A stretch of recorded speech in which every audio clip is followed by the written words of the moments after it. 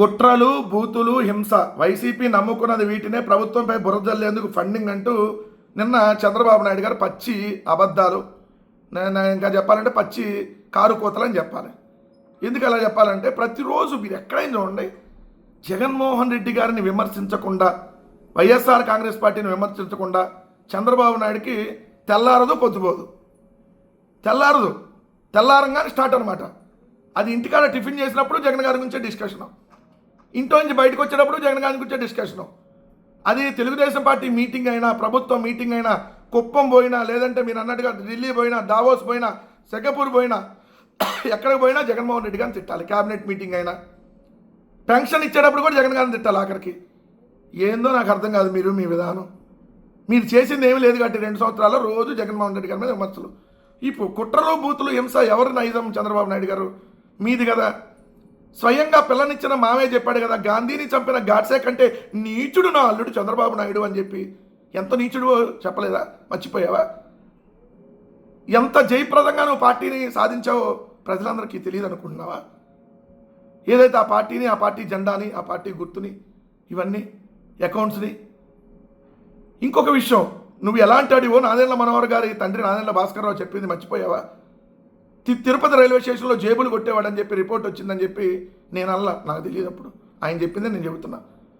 మీ తెలుగుదేశంలో ముఖ్యమంత్రి చేసిన నాదెండ్ల భాస్కర్రావు గారు మీకంటే ముందు ముఖ్యమంత్రి చేశాడు ఆయన.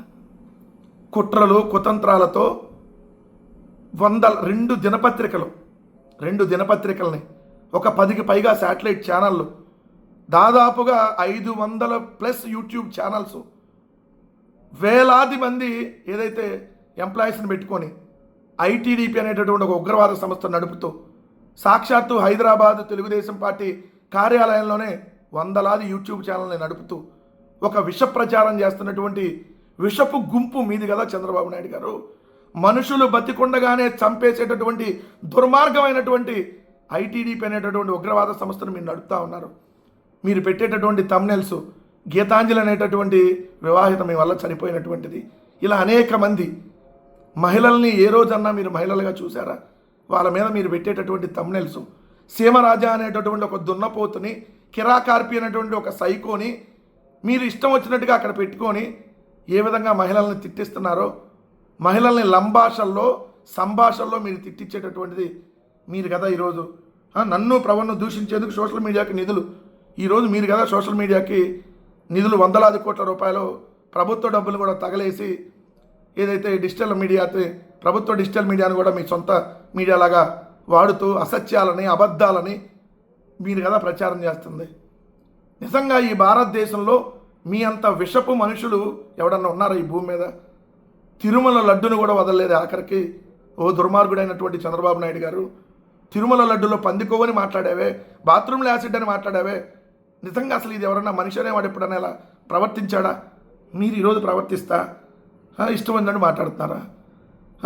కంపెనీలు తరివేయడము, పరిశ్రమలు పారిపోయేలా చేయడం వైసీపీ నాయకులు పనిగా పెట్టుకున్నారంట. మేము చెప్తే ఏ కంపెనీ పారిపోయింది మీరు చెప్పండి? ఇదిగో పలానా వైసీపీ వల్ల మేము వెళ్ళిపోయామని చెప్పేదన్న కంపెనీ మీకు 2 సంవత్సరాల్లో చెప్పిందా?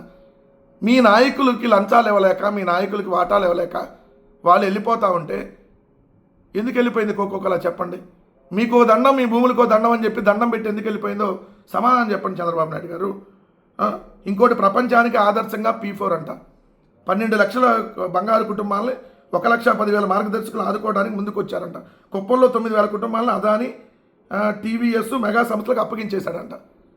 ప్రజల్ని కార్పొరేట్ సంస్థలకు తాకట్టు పెట్టేశా అని చెప్పి సిగ్గు లేకుండా చెప్పుకుంటూ ఇది ప్రపంచానికి ఆదర్శం అంటున్నామంటే, P4 అంటే ప్రపంచానికి ఆదర్శమా?